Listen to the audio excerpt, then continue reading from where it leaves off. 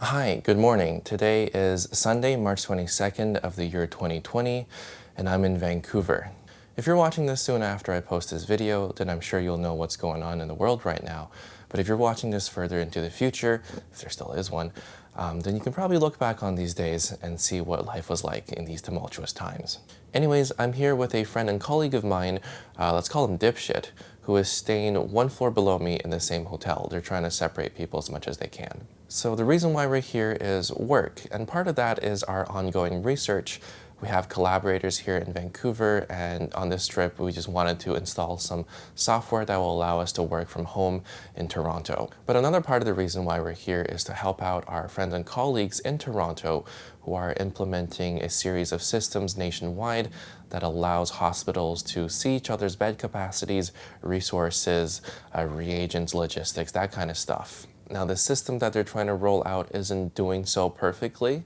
There's a lot of issues, especially with older hospitals with older digital infrastructure, and that's why Dipshit and I said, okay, on this trip we'll help you guys out, send us some patches, we'll figure things out on the ground. So our main objective here was to make sure that the systems interfaced well with remote desktop applications so that our friends and colleagues back in Toronto can reliably look at what's going on in the computers here without it crashing all the time. And someone's at the door, which is probably my food. Anyways, surprisingly, we finished all the work we had to do yesterday, Saturday night, and we're not due to go home until tomorrow, Monday, so I have a whole day to kill. Now, typically that would be a great thing in Vancouver because I have tons of friends here and there is a lot to do, but with the city being effectively on lockdown, that limits my options. But this is also a unique opportunity for me to show you what life is like on the road during these tumultuous times up here in Canada.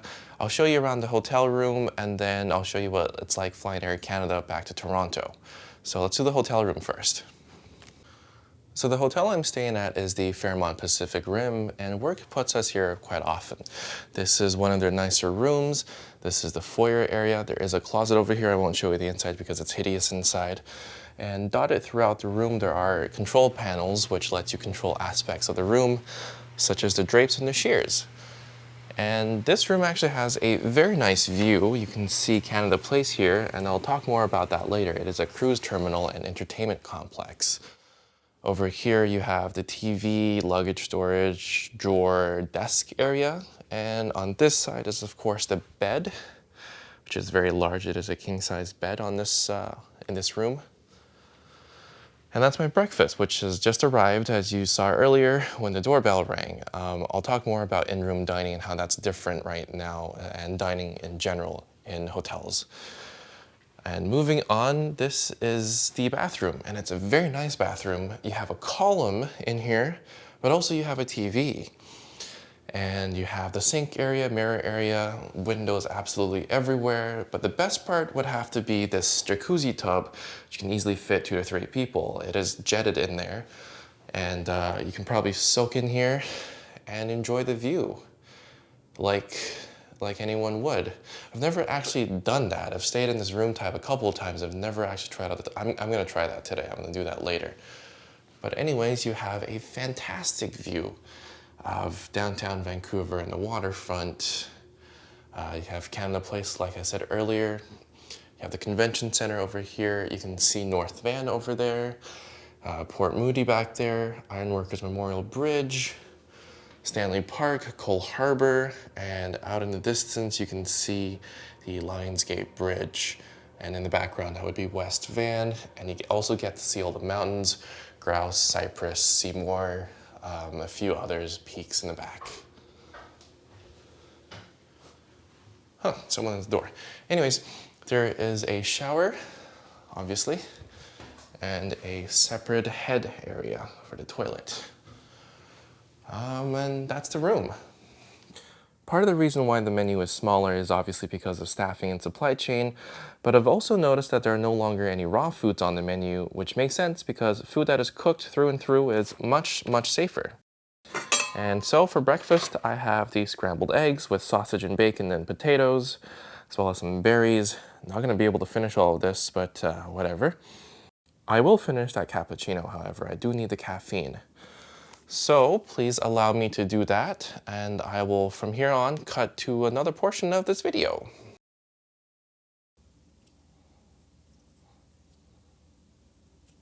I don't know how people do this with any level of flair. I really can't. Anyways, I went over some notes in the morning and I watched some of the news, which is at this point really depressing. And I'm quickly running out of things to do here in this room of solitary confinement. Although I wouldn't call it that, it's actually pretty nice. Speaking of which, there is a bathtub, which I haven't tried out yet, so I'm gonna go try that out now. I am not complaining about this. This is a nice time.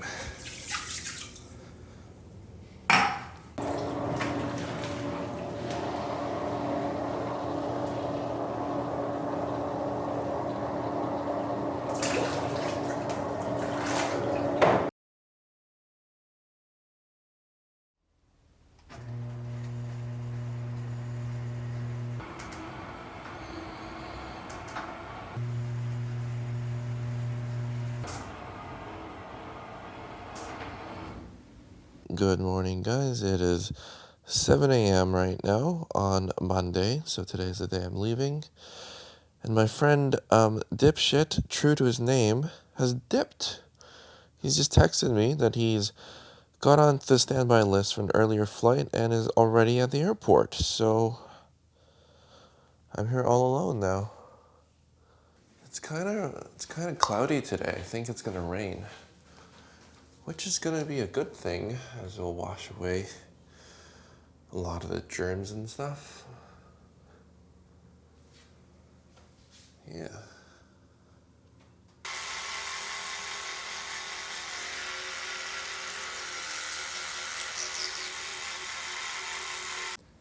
One other cool thing in this hotel, and this is becoming quite common in many different properties, is the ability to control the lights and blinds and pretty much everything else in the room, all from one control panel, or in this case, iPad. Pretty cool. So I'm looking at the standby list, and it might actually be a good idea to leave a little bit earlier. So this is my original flight leaving at 5:10 in the afternoon, and if we look at the upgrade and standby list, we'll see that there's 22 people in business. But if we look at an earlier standby option, and standby, all that means is you're standing by to get on an earlier flight that you didn't book yourself on. So this flight AC-120 leaving at 3:10 in the afternoon, this is a flight I can stand by for, and it only has 15 people in business, so that's probably a better option. All right, let's do this. And yes, we are standing by for that flight. I might be kind of screwed because it's assigned me 5A, and I can't really change that. And 5A doesn't have a window. Well, that doesn't really matter. I'm gonna fix my hair, take a shower, and I can start packing and head off to the airport. Should I take the toilet paper with me? Might be a good idea just to be safe. Okay, let's go home.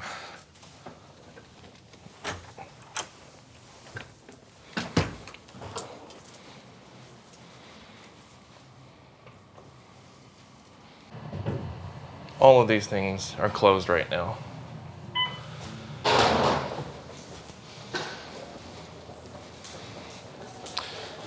Completely deserted, not a single guest here. Oh, actually, there are some people here. It's good to see that there's no one really out and about, out in the boot, as we say in Canada. That's good, especially in downtown Vancouver. People seem to be following the advice of staying inside, so yeah, I'll get to that myself once I get home. As soon as my ride gets here.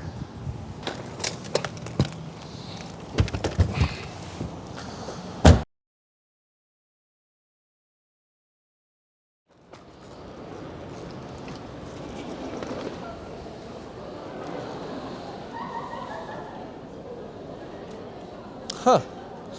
Okay. I mean, Lufthansa's desk is very empty, although I know during this time of the day they do have 2 flights out of here. China Eastern behind me, very full. Interesting. Although it actually might be ANA, I'm not sure. It does look as if it is ANA.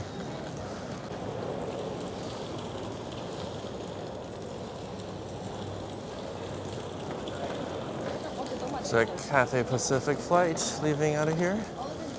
Everyone is wearing a mask. Seems very stringent what they're doing. Yeah, everyone in that line is well equipped for this.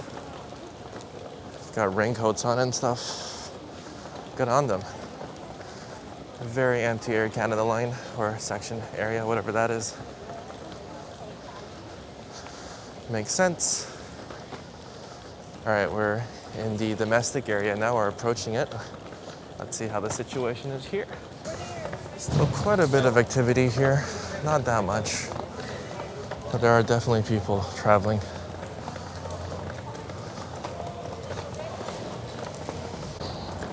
The line is taking way too long. Let's see if concierge is open. Yes, they are. Very nice lady in concierge. Got me my standby ticket. So hopefully I can get home a little bit earlier. Not much. But regardless, it's still nice. There's actually no one left here. They check in very few people. And there are still many domestic flights, most of which are incredibly empty. Okay, just got some news. The flight I stood by for had an equipment change from a Dreamliner -9 down to an A321. So now business is packed, and I'm gonna try to get myself off that standby list because the whole reason I wanted to be on that plane was because it was less full. Now that's the opposite, so gotta go find that. Actually, no, I can go to the lounge and get them to do it.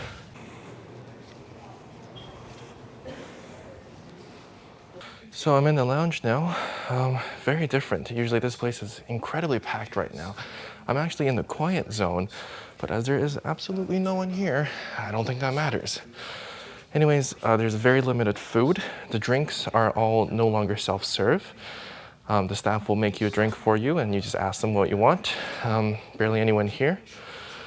Yeah, it's eerily quiet. Kind of nice, but also a reminder of what's going on. Small update. It appears that the equipment change has been reversed, and now my standby flight is on a Dreamliner again. We'll see what happens. The views are still, the same though. Although there are very few planes out there on the aprons. I think that is my standby flight home. There's that A319 in the retro colors. And a couple flights over in the international terminal, but not many. I do see an Air New Zealand. I think that's a Dreamliner, yeah. So while I'm waiting for my flight, I'd like to take some time to talk about face masks. I have seen over the past couple days in airports people wearing N95s, just regular people. If you don't have a reason, if you're not immunodeficient, if you don't have a pre-existing condition that puts you at a higher susceptibility to this virus, maybe it's not a good idea to wear an N95, not because it's not effective, but because they're much more needed in the hospital setting, in a clinical setting. I had some, I gave them back to the hospital. They weren't expiring, they were good. And I think that's the responsible thing to do. I did keep one or two in case things get really bad, so me and my girlfriend can make a run for the tundras or whatever, but otherwise I'm just wearing a surgical mask. If you're a young, healthy adult, these things do a good job of stopping particulates or droplets from falling on your face. They also do a great job of stopping yourself from touching your own face, which is a major threat to contracting viruses, this one and many others. So I think a surgical mask will suffice. I'm not a medical expert. I'm underqualified to talk about this as a medical student, but still, N95s, they're definitely more needed in a hospital setting than at home, than if you're just going out getting groceries. And they're gonna save more lives in a hospital setting. And in some places, and I know this is true for Toronto, we do have a short supply of them. Some doctors and nurses are being asked to reuse them, which is definitely not standard healthy medical procedure. So just something to think about.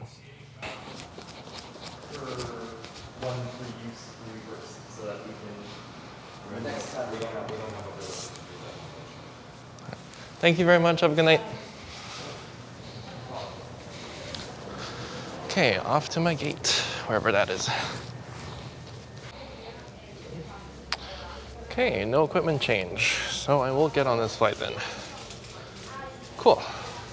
Still quite a number of people in the terminal, in the domestic terminal at least. The flight doesn't seem very full, but it's not empty. Not empty, definitely not empty. Let's see what happens. All right, I cleared standby. I'm on this flight. Got my favorite seat, which I'll show you in a second. Just this way. All right, thank you. Thank you.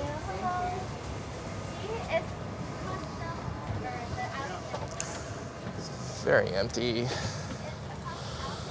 No duvet, no pillows, no blankets, no mattress pads. Makes sense.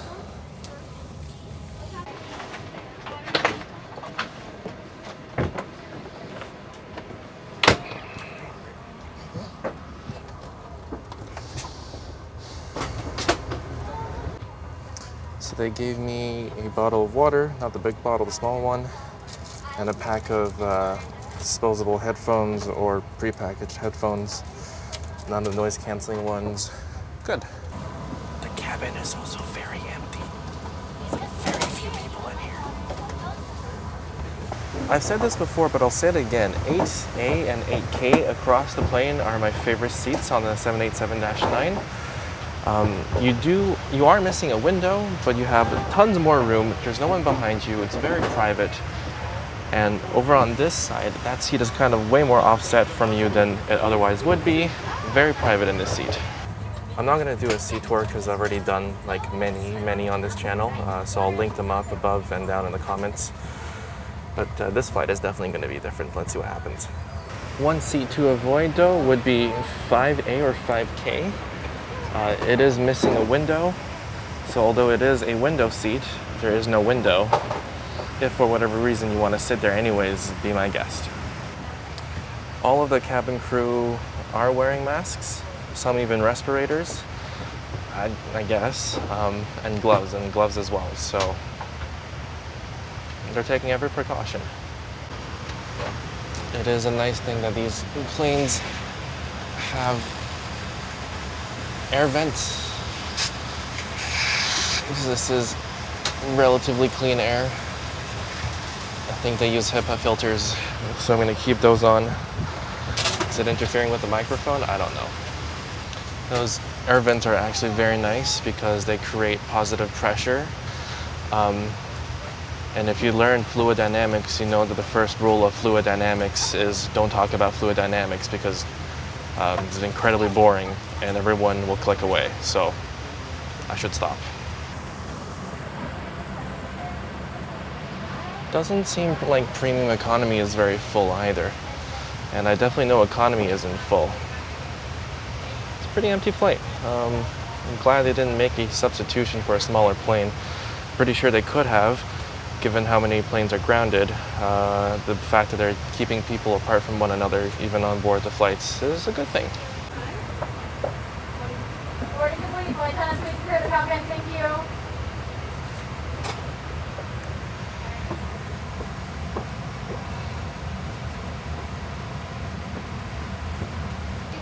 Back entry to upright and your seatbelt is fastened. Aisle connect. Nous avons fermé l'embarquement, nous allons bientôt partir. Bienvenue d'Air Canada et merci de partir.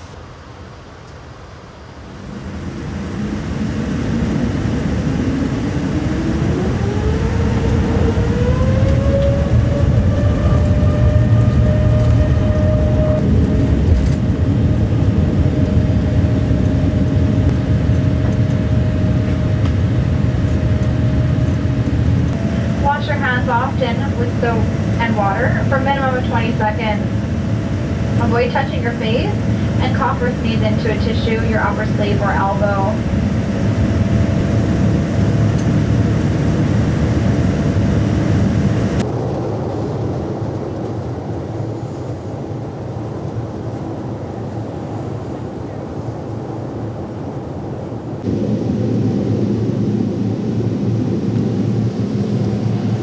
Another reason why I love seat 8A or 8K, Alpha or Kilo, is the wing view. It's fantastic back here. Okay, so it turns out there actually is food, or at least a snack. And water. More water. Let's see what this is.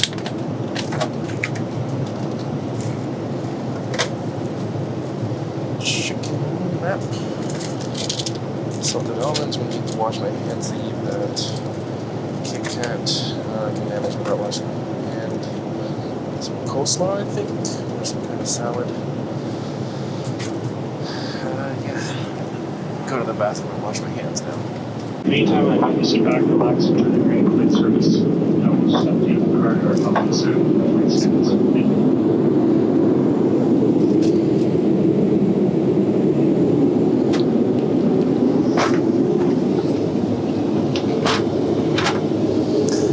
I know you guys would not have forgiven me had I not shown you the bathroom. Very standard bathroom. But the view is nice.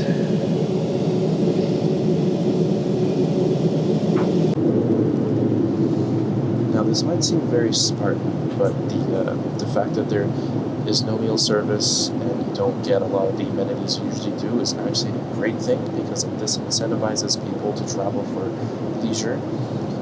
Taking advantage of the low ticket prices these days is great. I like the fact that all the service sucks. This is a step in a good direction. A step in the right direction.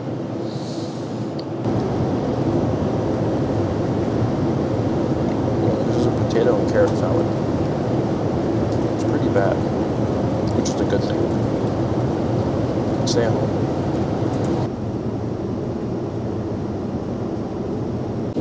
I am quite upset with myself for not having brought a book.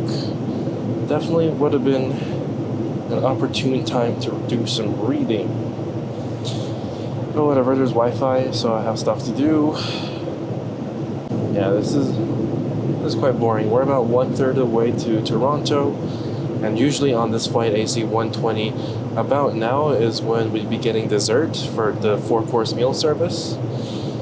And about now is when I would usually be quite happily tipsy, but that's not the case today. I didn't prepare for this. And no, I don't have a drinking problem. Please stop asking me if I have a drinking problem.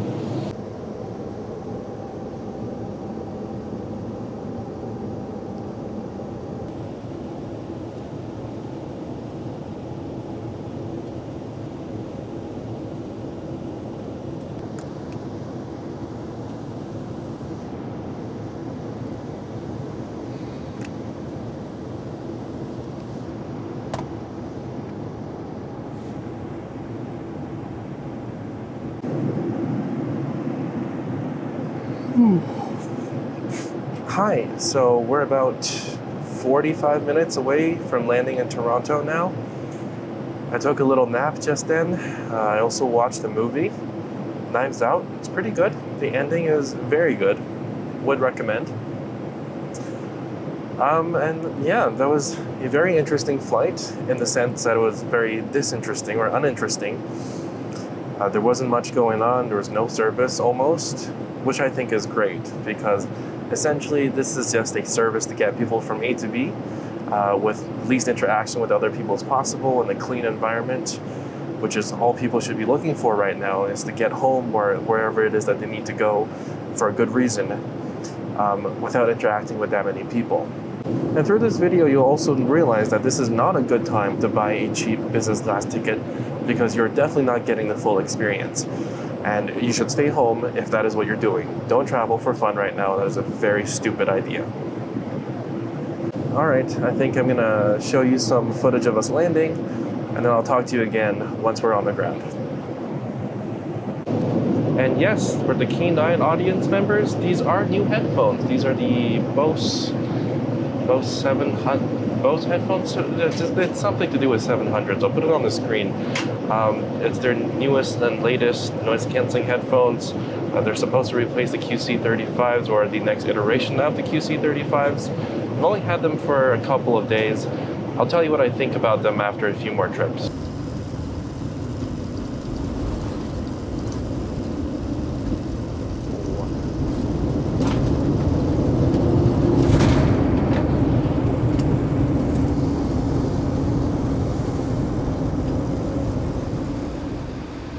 Welcome to Toronto. The local time is 10:15 p.m.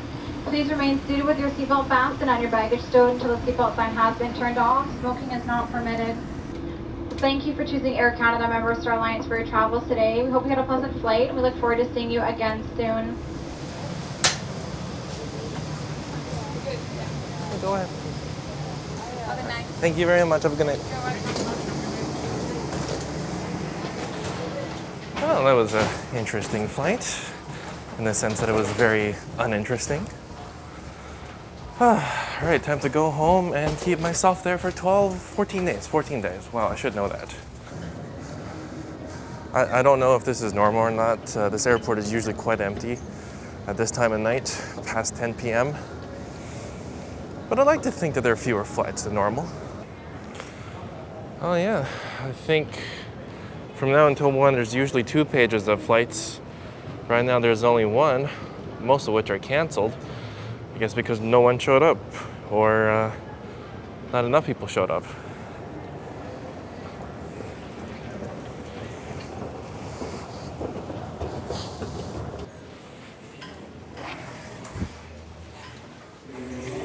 Distance slows the spread of COVID-19. Social distancing is one of the most effective ways to reduce the spread of illness. To practice social distancing, stay 2 arms lengths from others whenever possible. What if you're a T-Rex? Le maintien de la distance physique ralentit la propagation. I mean, if you're a T-Rex, your arm's length isn't very far. Or what if you're an amputee or like a double amputee? That's not a. Just give us just tell us 6 feet or something. Jeez. And there's a lot of people behind me waiting for their luggage. Really don't want to go there. I'll just wait here.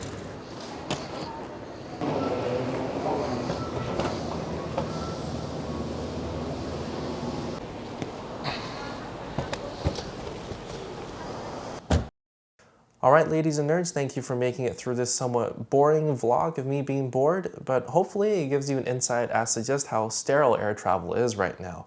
I'd also like to say a big thank you to everyone who's working in the healthcare and transportation industries, as well as everyone else who's working from home or otherwise and helping to maintain the resemblance of a normal functioning society. As you can probably tell, I am home now and thus begins my 14 days of self-isolation. I know that I technically don't need to do it because I'm not coming home from abroad, but I'm going to do it anyways just to be safe.